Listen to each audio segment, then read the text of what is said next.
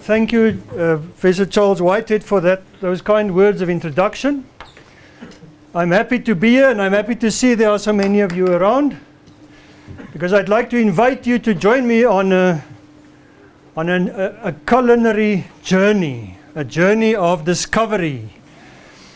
I recently went on this journey of discovery all alone in order to write a book called Culinary Herbs and Spices of the World. And I'd like to share with you some of the broader insights that I have gained through this process. So let me start off by asking 10 volunteers. It's dangerous, so be careful.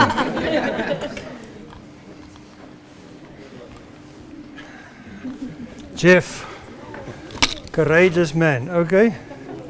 He's always been courageous, Jeff. Not to be taken orally. I have in the bottle. Are they oral or suppository? Oral, not suppository, oral. I have here the 7 tastes of Chinese medicine.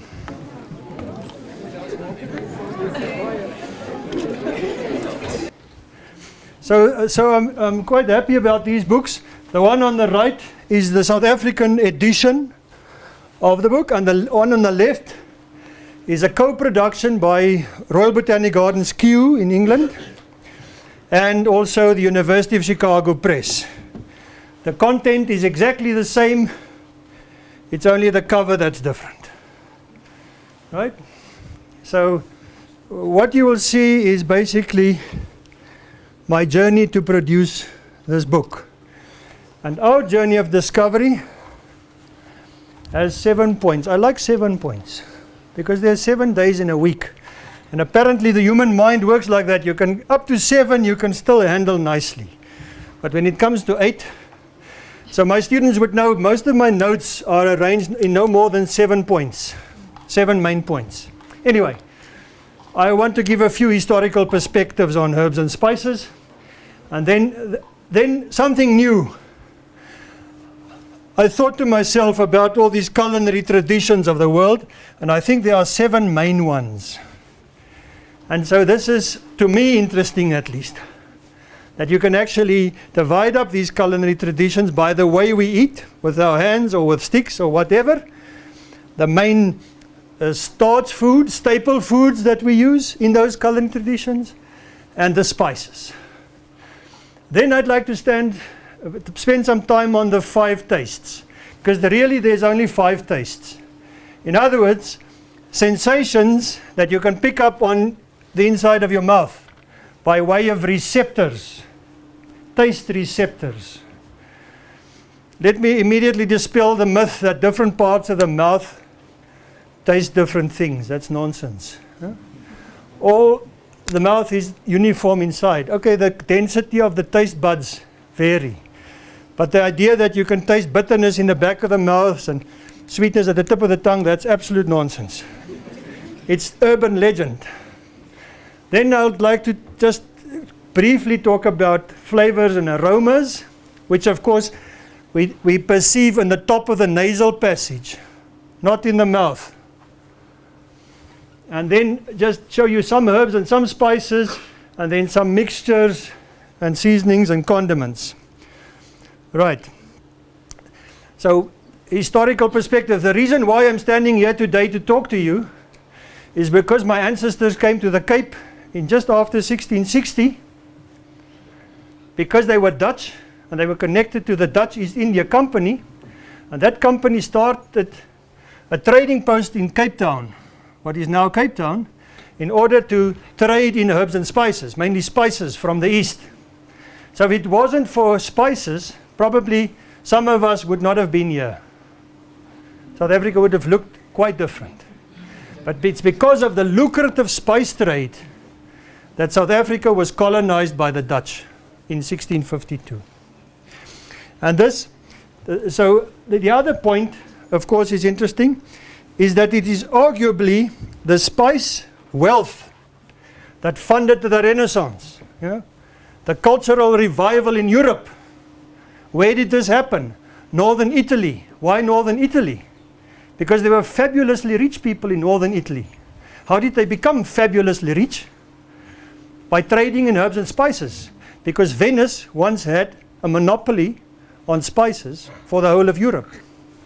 The old spice trade came through Constantinople, Istanbul, from the east, to Alexandria, and then by ship to Venice, and from there to the northern Italian cities, from where it was distributed throughout Europe.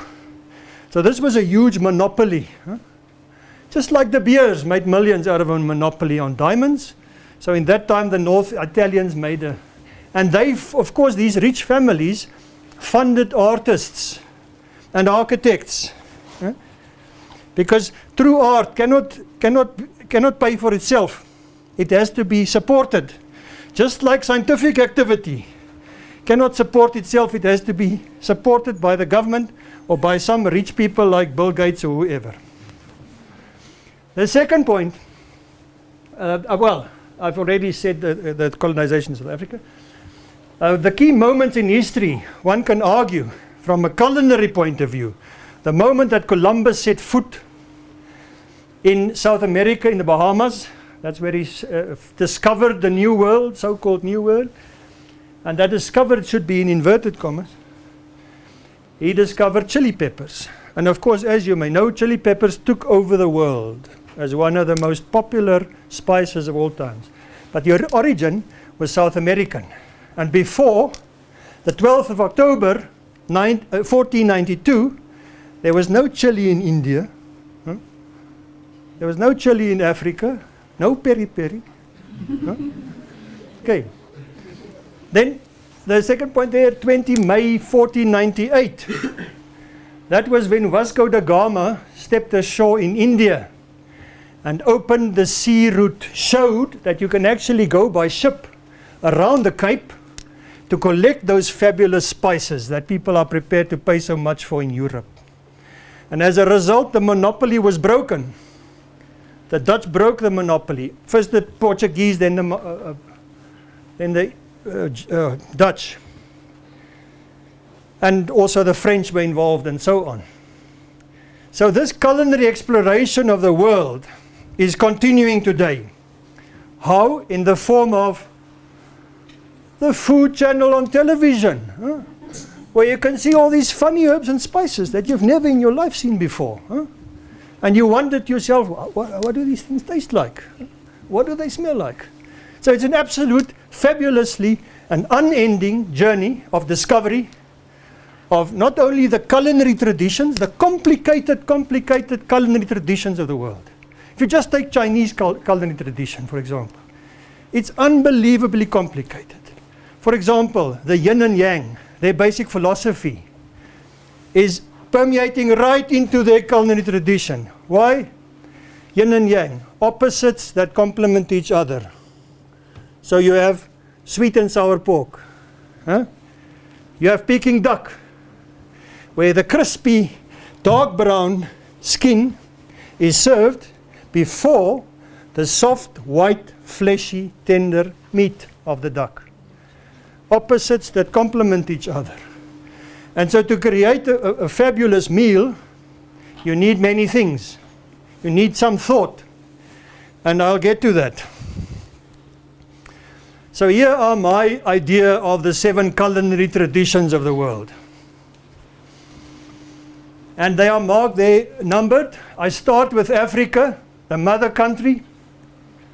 Probably the origin of eating and drinking, for sure. Because it's the origin of people.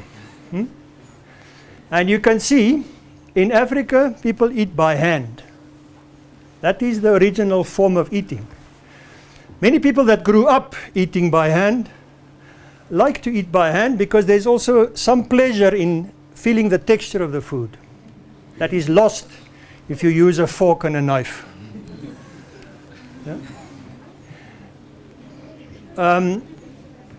Africa, traditionally the staple food are porridges and gruels, sorghum and various grains that are cooked and prepared.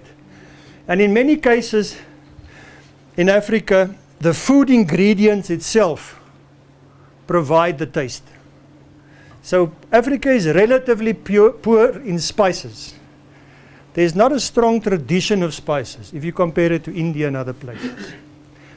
Of course, we have the most famous flavors from Africa, such as coffee, second only to petroleum in annual turnover in the world as a natural product. Second only to petroleum in annual value. And Karkadi, the hibiscus tea, for example, it's becoming very popular now. There are quite a few, but I just give you the main points here. Then we have the Middle East, also food eaten by hand, usually bread that's broken and dipped and so on. Bread, it's the cradle of humanity. So you'd expect bread. Huh? Various types of bread, usually flat breads. And many of our dishes, in fact probably the majority of our dishes that we eat, have their origins in the Middle East. You think pizza is an Italian invention. Think again. It's a Middle Eastern recipe adapted and called Italian. Because that flat bread is typically Mediterranean. The Italians use oregano as the flavor, the pizza flavor, the characteristic pizza flavor. The original biblical hyssop is the original oregano that was originally used for the flat bread. And that's called za'atar. Some of you may know za'atar, the herb za'atar. That has exactly the same chemistry as oregano, as the Italian pizza flavor. The origin is Middle East. Then we have South Asia. Now that's India, Sri Lanka, that part of the world, Bangladesh, and so on. Arguably the focal point of herb and spice diversity. Fantastically diverse in spices. As I said, chili is a newcomer. It's originally they used pepper and usually long pepper. Long pepper was actually the most popular pepper even before black pepper. Similar chemistry. In Asia, in South Asia, we also have bread, the typical Indian breads that we know. Small parts of India use rice, but generally it's bread, eaten by hand. Pepper and ginger as the two original top flavors, but there are very many. Dhania, coriander, curry leaf, many. Then the Far East is very interesting because people eat with sticks. Originally slivers of bamboo, as you can see on that photo if you look closely. On the right you have an ivory or sometimes plastic chopsticks. That's characteristic for China, Japan and Korea. Mainly those three countries. So in China and Japan, you take your soup and you slurp it from the little dish. You bring the soup to the mouth and you sort of, in a very inelegant way perhaps, scoop your rice into your mouth like that. In Korea, they've refined it quite a long time ago, already in the Middle Ages. On the far right, you see a Korean chopsticks. They're typically made from stainless steel, and they're accompanied by a shallow spoon that is used for drinking soup and eating rice. It's considered impolite in Korea to bring the rice bowl or the soup bowl to the mouth. You eat it like we do, with a spoon. Anyway, what is interesting about that part of the world is the Sichuan pepper. There are different types of pepper that creates a buzz or a fizz in the mouth. I'll come to that again later. So the regional pepper, Chinese pepper, Japanese pepper, is completely different to normal pepper. The top spice of Chinese cuisine is star anise. Star anise. And it's basically just anise. It has exactly the same flavor as anise seed. Anise. Like ouzo and, you guys know. Pastis. Those things. And then of course, what is very characteristic for the Far East is soy and fermented soy. Something that was completely unknown in Europe. And so the clever English made a sauce called Worcester sauce, based on soy sauce. So they're clever at stealing other people's ideas, I think, because they colonized the whole world, of course. So they made a lot of money out of sauces, but the origin, the idea, the concept is an Eastern concept. But actually, before that perhaps, the Romans stole it. Because the Romans had a fermented fish sauce called garum. So the fermentation of protein creates the fifth taste, umami. Through the breakdown of proteins, you get these amino acids, and there's actually receptors in the human mouth that can pick up these amino acids. I'll come to it later. Umami taste. Quite interesting. So the Far East is strong on umami. Then we have Southeast Asia, all those islands, you can see around 5, Vietnam and Thailand and Indonesia, all those places. And some of you who have visited this place would know the fabulous tropical fruits that you get there. Unbelievable. So that's a feature of that cuisine, fresh fruit. They hardly ever have any other desserts than a bowl of fresh tropical fruits. Absolutely delicious. Traditionally, they use long pepper and they use rice, of course, as do China. And they typically use a fork and a spoon. I was recently with my friend who grew up in Holland, in Holland. A retired professor. He grew up in Indonesia, and he prepared for us Indonesian rice, and he served it with a fork and a spoon. And so this is the tradition of Southeast Asia, that you use your fork to push the food onto the spoon and you eat with a spoon. Very typical for Southeast Asian cuisines. Yeah. I'm talking now historically speaking. Of course, nowadays everything's mixed up. And then you have Europe, fork and a knife. I think it probably started in Versailles or some places. In the French, the fancy French started this. Bread is the staple food. Spicy things are very rare in Europe, but they used horseradish, and they also used mustard for a tangy, for a pungent taste. Yeah? And then there's a few herbs that they use, like dill and mint and so on, especially in the Mediterranean region. And then we have Latin America, where you eat by hand, but you don't touch the food. You use a wrap made from maize, like a tortillo or a whatever, the different types of flatbreads that are used to wrap the food. And chili pepper or aji is the main spice historically. Very, very pungent. You can kill someone with chili, by the way. Overdose of chili is lethal. Some people have died already from eating chili, too much chili. Be careful. And then the two famous spices of the New World, Mexico, is chocolate and vanilla. Multi-billion-dollar industries around chocolate and vanilla. So there you have now a global picture of what I think are the 7 main cuisines of the world. Of course, now it's getting all mixed because you have restaurants and you have fusion food and you have Tex-Mex and you have all sorts of, let's say, modifications of these original traditions. Mostly chili. Chili is now all over the world. It's no longer South American.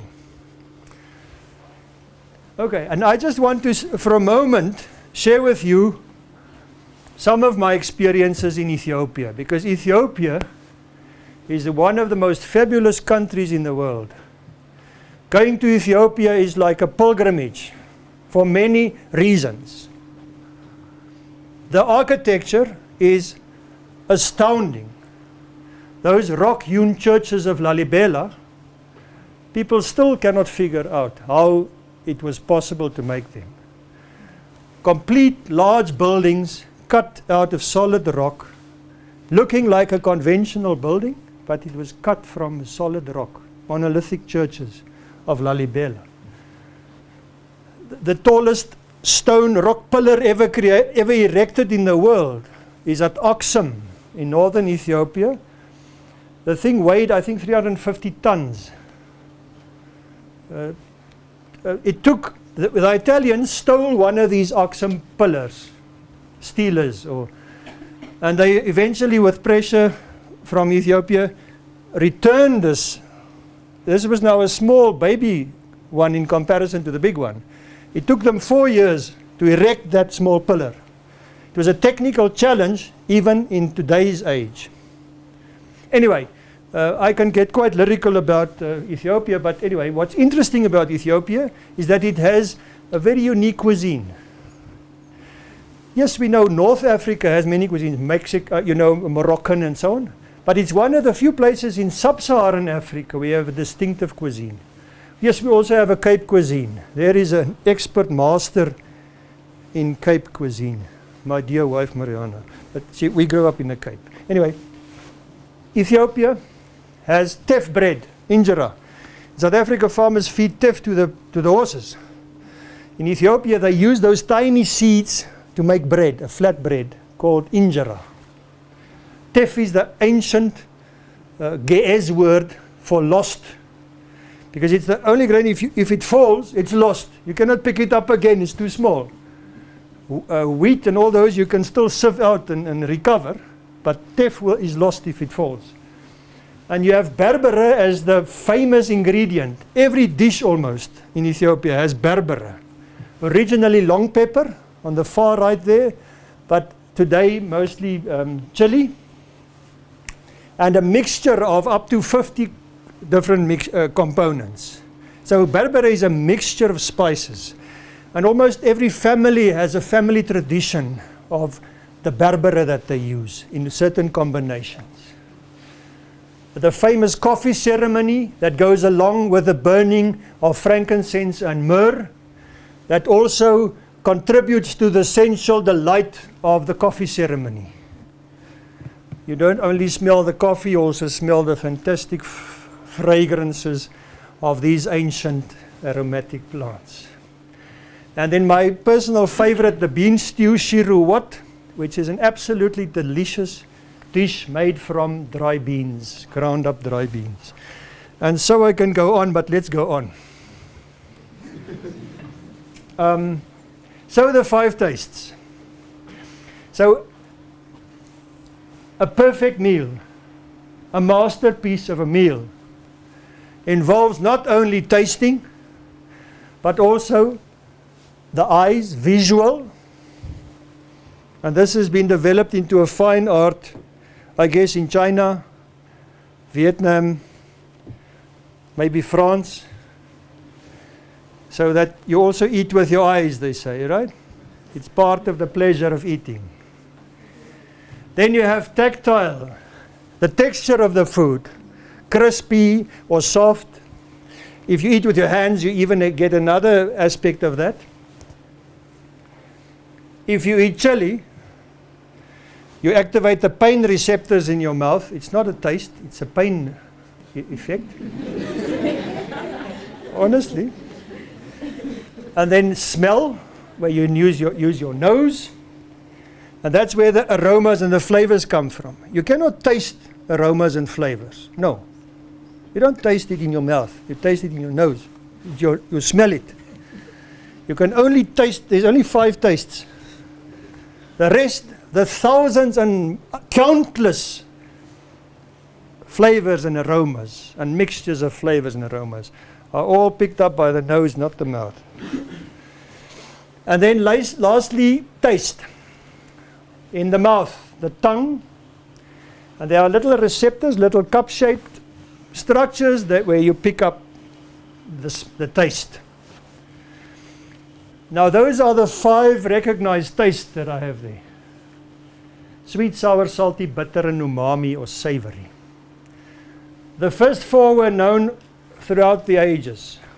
The 5th one was discovered in 1908 by a Japanese scientist and was only recognized as a taste, scientifically recognized as a taste in 1985, when the receptors for that taste was discovered in the mouth.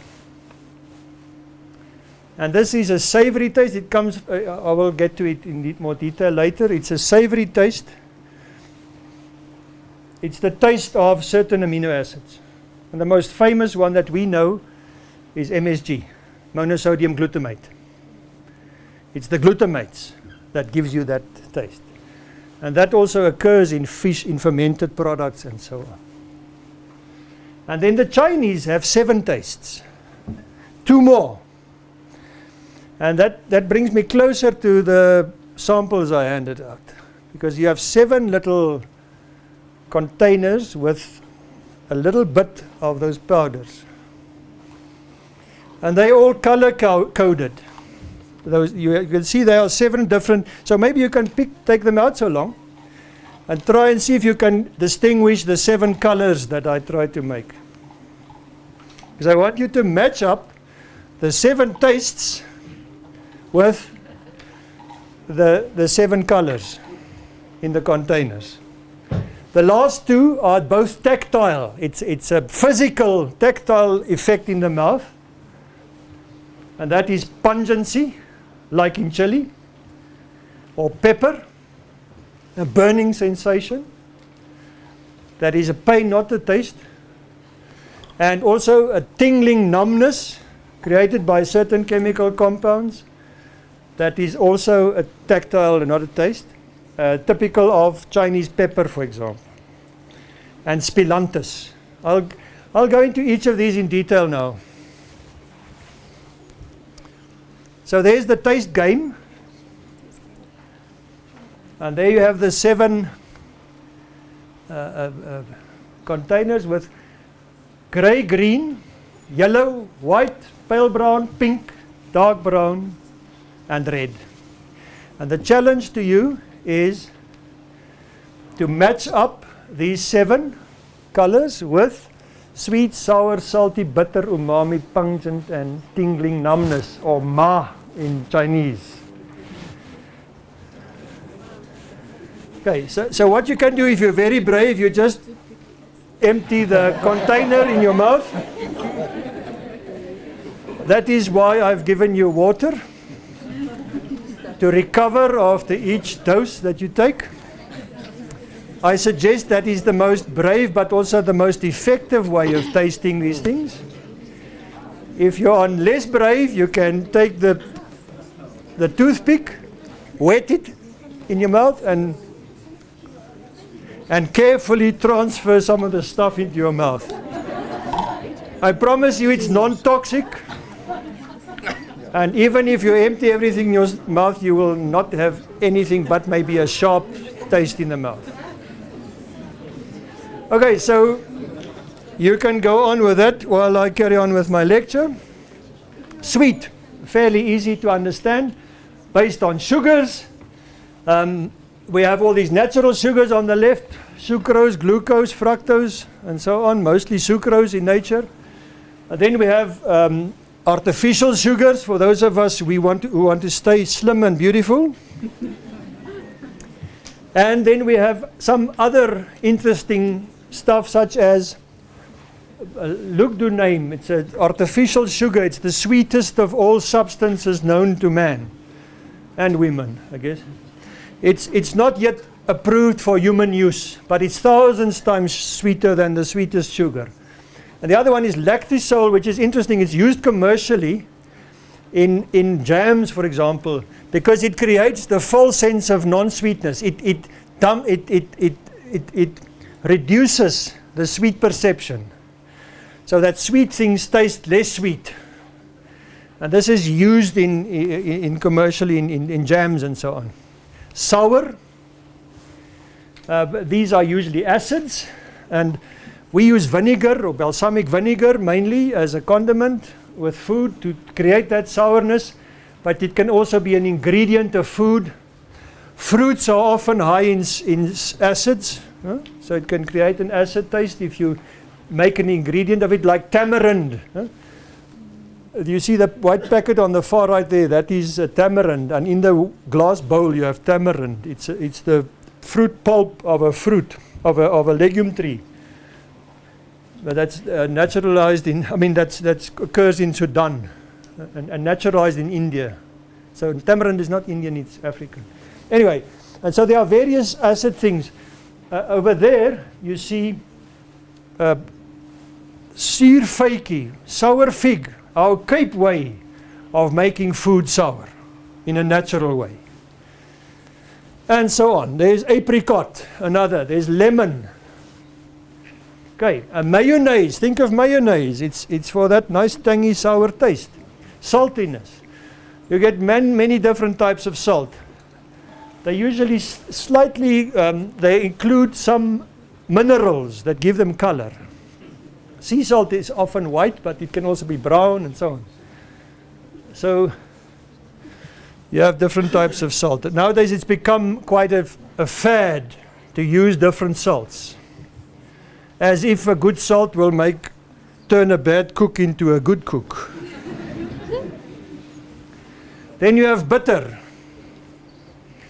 Now the bitter taste is quite interesting, because the bitter taste is a protective measure. Because if you taste bitter, you say, watch out, be careful, it may be poisonous. Because very many toxic substances are bitter. Alkaloids are bitter. So there's a danger in developing a taste for too bitter things, because it has killed many African people, this bitter taste. Because sometimes you have very poisonous things that's mistaken for marroch. And despite the bitter taste, people still eat it and they die. It occurs quite regularly in South Africa. Chenopodium, for example, and Nicotiana glauca. Anyway, so somehow we like bitter tastes. A young person do not like bitter.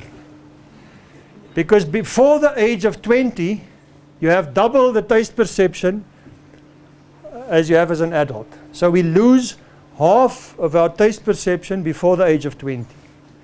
And that is why children do not like beer and wine. It's too strong. Yeah? Taste is too strong. But as we get older, we like bitter tastes. I love bitter things, personally. And we all love it. Look, beer and ale is made bitter by using hops. Hops is the bittering agent. In Ethiopia, they use tej. They drink a mead, honey beer, honey wine. And they flavor it with gishu, which is Rhamnus pranoides, that grows on campus. But there it's a crop. One of the famous bitter substances is quinine, of course. In tonic water you have quinine, very bitter substance. And why do we drink our gin and tonic before dinner?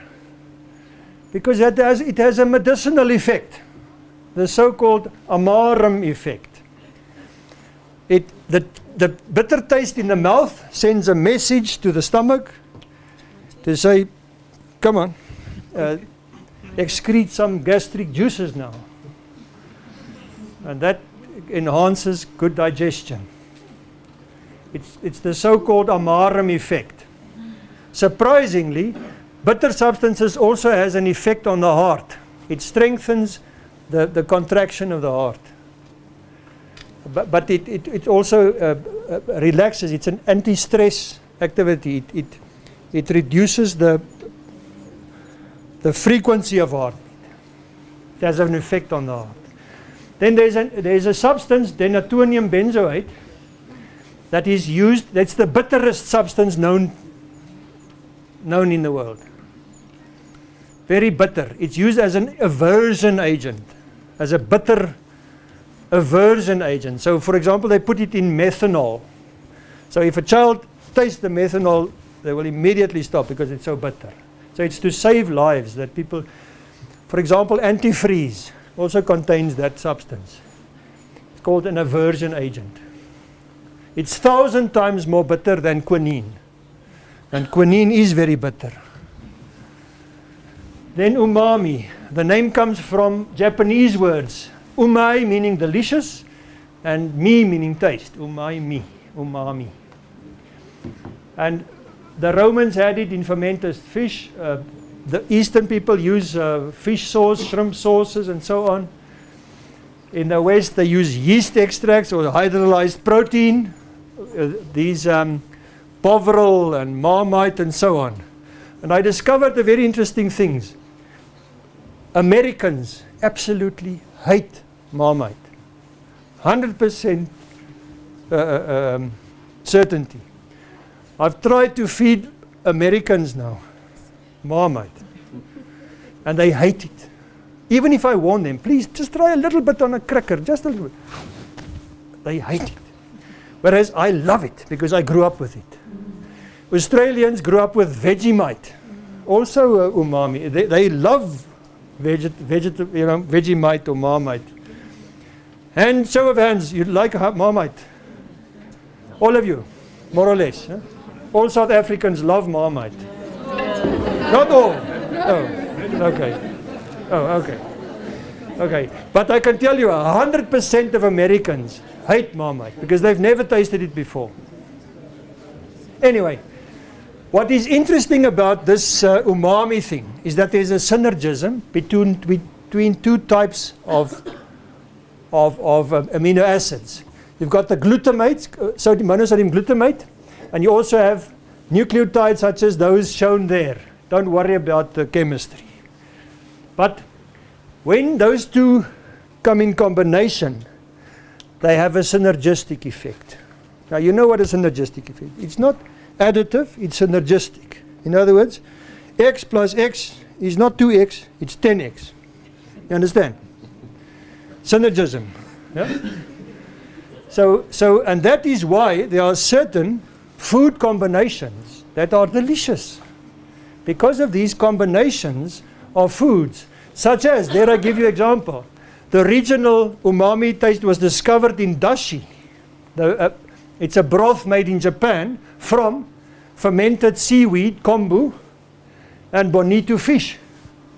And those two have the two amino acids that give the synergism. In Italian pasta, you have the Parmesan cheese and the tomato that gives the synergism. Typically, fruits and vegetables. Then the Scottish kokaliki, or even Chinese leek soup, has the chicken meat and the leek that gives that effect. And the American cheeseburger, the same story. That's why a cheeseburger is nice, because it has the cheese with glutamate and the meat with these ribonucleotides. Okay. What is interesting is the similarity between glutamic acid, which is a natural amino acid, and GABA. GABA is a neurotransmitter. So there's likely to be effects up here that we still do not understand. Huh? So these things actually probably work on our brains as much as on our taste buds. That's an interesting concept. Anyway, pungent, historically pepper, horseradish and mustard in Europe, chili peppers in the New World, and the active compounds piperine, black pepper, and capsaicin in chili pepper. That capsaicin is 1,000 times more pungent than the stuff in black pepper. Capsaicin is 1,000 times more pungent than black pepper, the piperine in black pepper. Of course, in the case of horseradish, there's an enzymatic conversion. If you just eat horseradish, nothing will happen. It has to be mixed with water and broken down enzymatically into that mustard oil. Then we come to the non-taste. It's a taste sensation.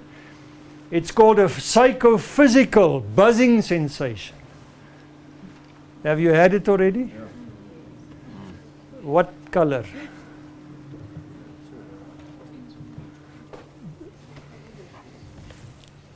Yeah. Okay, so it's a tingling sensation in the mouth. Did you get it? Okay, and there are two famous, actually several famous plants for this, but the main point is the oriental, the Far Eastern peppers have this. And these are alkylamides that create this. You can see on the left you have the compound responsible for this taste sensation in Japanese pepper and Chinese pepper, which are close relatives. They're two species of the same genus, Xanthoxylum. And you have Spiluntus, a South American plant that's often used as a salad with a very strong buzz, the one on the right. And that is spilantol, the active ingredient. You can see the chemical similarity between the two compounds. That buzzing is called hiri-hiri in Japanese and ma in Chinese. And there's no real good term in English. So we say mouth numbling or tingling or fizz or buzz or something like that. And there's some idea to put this into Coca-Cola, to add to the fizz and the taste of the carbon, of the gas. Now, flavor and aroma is much more complicated. So I need to spend the next half hour or so. I'm just joking. So I only have one slide for you, because this is extremely common. There are countless numbers of flavor compounds, countless yet to be discovered from our indigenous flora as well. Many plants, indigenous plants in South Africa, has not been explored from a sensory perspective, from a food perspective. So there's a whole career for someone to explore the tastes of Africa. But there are some famous tastes that most of us know. The lemon taste, created by limonene. It's, of course, most of these compounds are volatile because they have to fit into the receptors in the nose, and those things are quite small. So it has to be a small molecule to fit in to create the sensation. And so these are all below a molecular weight of 400. Spearmint is created by carvone, peppermint by menthol, the cooling sensation. Yeah, if you smell Vicks, for example, you get the idea that there's a cooling effect. But that's a trick. There's absolutely nothing happens. It's just a sensation. Menthol fools you into thinking that your nasal passage is cool. It's not cool. It just feels cool. Anise is famous. In Europe we had anise, but I can tell you most of the anise we use nowadays come from China, from star anise, the traditional top herb, spice of Chinese cooking. Every single Chinese spice mixture has anise in it, star anise. Camphor that grows all over Johannesburg, very distinctive smell and taste. And garlic that we all know, especially after an evening out in an Italian restaurant, the next day. Why? Because those sulfur compounds, like allicin, are excreted through the lungs. Not through urine and feces, through the lungs mainly. And that is why there's some unpleasant repercussions of your evening out in the Italian restaurant. Herbs, now I can spend another day on this, of course, but I won't, don't worry. Many different herbs. My personal favorites are sitting there. Basil, I think most of you know basil. There is makrut lime leaf, on just to the right of the basil, easily distinguished by the fact that the petiole, the leaf stalk, is winged, so that it looks like a second leaf. Yeah? And this is the nice taste that you get in Thai food. Thai chicken, and so on, is that lemony sort of taste. So many different culinary herbs. So herbs are green things that we put in food for flavor. And then spices, very many different spices, and that any part of a plant can be a spice. Usually they are dried, preserved by drying, and they are extremely diverse. I can point out a few maybe. The most expensive of all herbs, of all spices, is the wiry orange-red threads near the middle there. That's saffron, yeah, very expensive. Used for paella and so on. Yeah, many. There's the on this corner here is the pepper, the Chinese and Japanese pepper. They look very similar. It's very hard to tell them apart. Chemically, they're quite distinguished. They're quite similar. The black seeds that you find in them has no taste. So the seeds do not contribute to that numbing sensation. It's only the fruit wall, the pericarp.